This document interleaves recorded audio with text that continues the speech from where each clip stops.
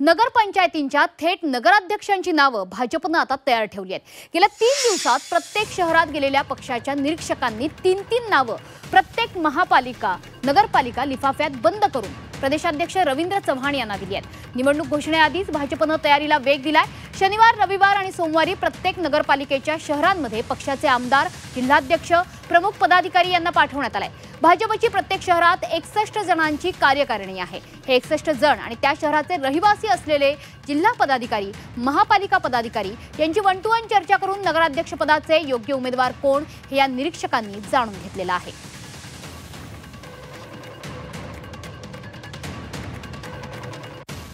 तर याच बातमी संदर्भात अधिक माहिती देण्यासाठी आपल्या सोबत जोडले गेलेले आहेत ओम देशमुख। ओम, भाजपनं बरीचशी आघाडी घेतलेली आहे, कारण कालच निवडणुकीची घोषणा झाली आणि भाजपचे उमेदवार सुद्धा निश्चित झाले।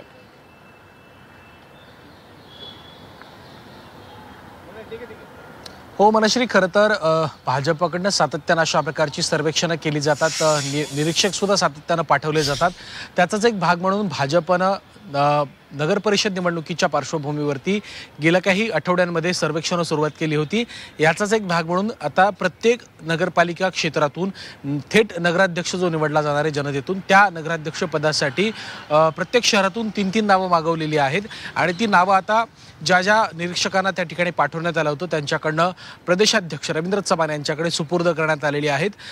खऱ्या अर्थानं या 1 ते 2 दिवसांमध्ये किंवा फार फार या आठवडाभरामध्ये या 3 नावांच्या संदर्भात आणखीन एक सर्वेक्षण केलं जाईल की या 3 नावांच्या संदर्भामध्ये जनतेमध्ये स्थानिक पातळीवरती कशा प्रकारचं परसेप्शन आहे, त्यांच्याबद्दल जनतेची नेमकी मतं कशी आहेत, ते जेणेकरून या सगळ्या निवडणुकीच्या पार्श्वभूमीवर या 3 नावांपैकी एक नाव शिक्कामोर्तब करून थेट जनतेतून नगराध्यक्ष पदासाठी निश्चित केलं जाईल।